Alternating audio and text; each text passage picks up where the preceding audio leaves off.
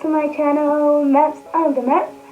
Maps on the Map. To those who don't know me, my name is Maps. Welcome to my channel.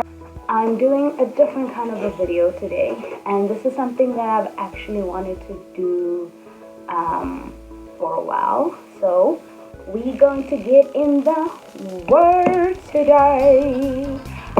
So I hope this will be encouraging for us to read our Bibles and also to just enjoy the Word sometimes. Just read it, go through it, try. Oof, my hair got stuck to my earring.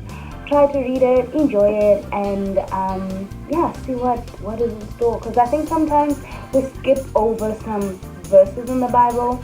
So my aim today is to try and get into it. So let's get into it. So the first one that we're going to go through. So today we're going to read through Exodus. I'm reading from the NIV version. These are the names of the sons of Israel who went to Egypt with Jacob, each with his family: Reuben, Simeon, Levi, and Judah. Issachar, I don't know how to say that. Zebulun, Benjamin, Dan, and Naphtali, Gad, and Asher. The descendants of Jacob numbered 17 all. Joseph was already in Egypt. Now Joseph and all his brothers and all that generation died. But the Israelites were exceedingly fruitful. They multiplied greatly, increased in numbers, and became so numerous that the land was filled with them. Can you imagine? So basically, according to what is happening here, according to my understanding, is that Jacob and all his other sons came and they joined Joseph, and they grew, they multiplied. The original people all passed on, so no more Joseph, no more his grandparents and what's on. So they just grew, multiplied and multiplied until the whole land of Egypt was filled with them, with the Israelites, I'm guessing. So then a new king, to him Joseph meant nothing, came to power in Egypt. Look, he said to his people, the Israelites have become far too numerous for us. Come, we must deal shrewdly with them, or they will become even more numerous. And if war breaks out, we'll join our enemies, fight against us, and leave the country. Isn't that interesting? So he looks at them and he says, this is not on. They can't be growing like this. Imagine someone being like, oh my gosh, these people, they're actually originally not from here, but they're just growing so much that if they keep growing, they're going to join with the enemy and fight against us and leave. He doesn't want them to leave, he wants them to stay, but then he wants to control how they grow because he's scared that they might leave if they grow more. Does that even make sense? So they put slave masters over them to oppress them with forced labor. And they built Pithom, I guess that's how you say it, and Ramesses as store cities for Pharaoh. But the more they were oppressed, the more they multiplied and spread. So the Egyptians came to dread the Israelites and worked them ruthlessly. What happens is they make them slaves, and they put slave masters over them. They make them slaves and they overwork them to oppress them, to make sure. I guess he's thinking, if they're too tired, they won't have time to make babies, right? But that made them have more babies. So they just got so annoyed, oh my God, I hate these people. Why are they so strong? They made their lives bitter with harsh labor in brick and mortar and with all kinds of work in the fields. In all their harsh labor, the Egyptians worked them ruthlessly. So I can't even imagine what it's like, because this new king doesn't know Joseph, so he doesn't know how important these people are.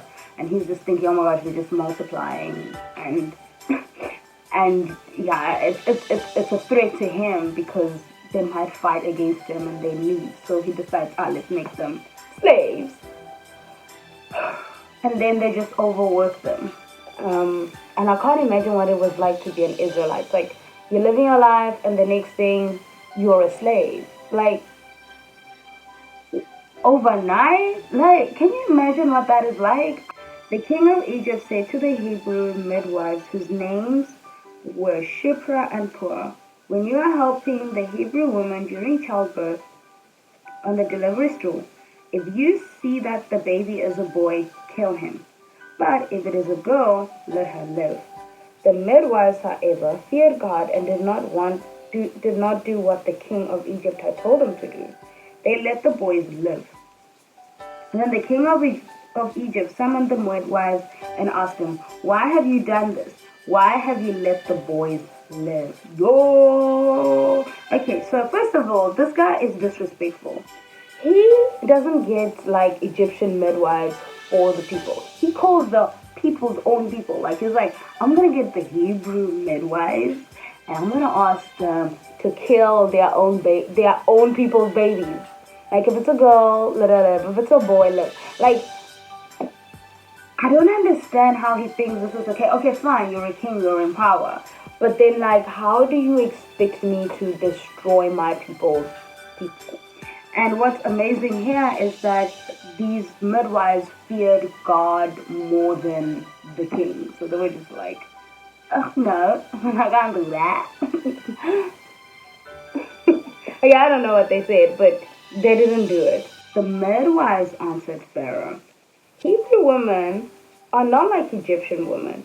They are vigorous and give birth before the midwives arrive.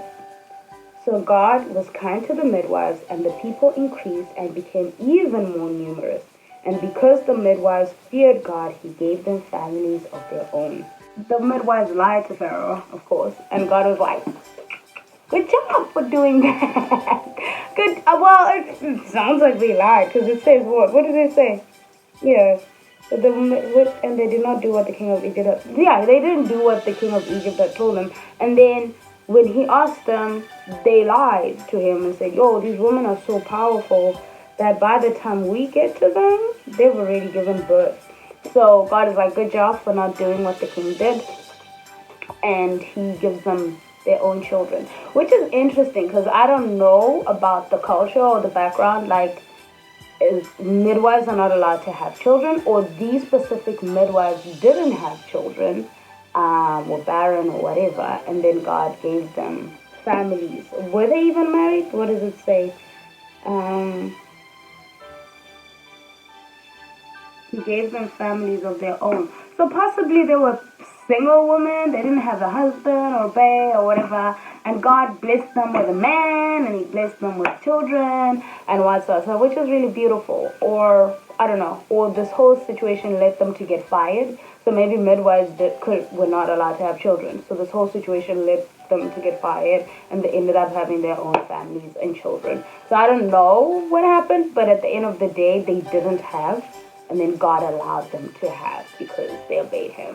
So, which is interesting, because I'm like, okay, does it mean it's okay to lie in some situations? Then Pharaoh gave this order to all his people. Every Hebrew boy that is born, you must throw into the Nile, but let every girl live. Yo, guys, this is hectic. He gave this order to all his people. So I don't know if his people is like the whole Egyptian nation or the soldiers. But it is interesting because it's like they are treating the Israelites the way they are because they are foreigners. They're not Egyptians, right? So they're just like, yeah, you guys are foreigners, so we can just do whatever to you. We don't want you to multiply. We don't want you to grow. And just that. Like, because of that, can you imagine at this time, we don't know how long he kept this going for, but there's a certain generation that will not, of men, that will just be lacking. There'll be a stage where there's more women than men. I can't imagine. Like, imagine growing up as a girl. Like, you don't have peers who are boys. Grade 1 is just girls. Grade 2 is just girls. Grade 3 just girls. You go to kindergarten, it's only girls, no boys. Like, it's so strange. It's so strange. And like, to think that this king thought it was okay. And what was his motive? They are growing so much. He said this before he made them slaves, which is, I find so strange. Like before he made them slaves, he thought to himself, yeah, no, they're gonna grow so much, and they're gonna leave. Hey, like they're gonna leave. They're gonna get so much, and they're gonna fight against us, and they're gonna leave. So no, we don't want them to go. We don't want them to go. Like, and also I guess they've been terrible to them, because why would he even think that? Like, why would he think they would fight with an outsider? Like, it's like, oh, so clearly you guys have been horrible to these people, so that's why you think like that of them. And now you think just because you kill their sons, you were just gonna break them down so that they stay in the position that they are. Even worse, you make their position worse. You make them slaves, and you crush them, you oppress them so badly, and you kill their sons. You just take their babies and you kill them just so that they can stay. Tell me your thoughts. What do you think about the story? About Israel? Well, this is before Moses was born. So yeah, what do you think about that? What do you think about the king and his decisions and stuff? Does it even make sense? And yeah, let's read through it. Exodus is kind of long. I don't know if we'll finish it, but also comment down below if you have verses or Bible stories that you would like us to read. This will hopefully encourage us to read more of the word, encourage me and encourage you to read more of the word this year. Okay, cheers, bye bye.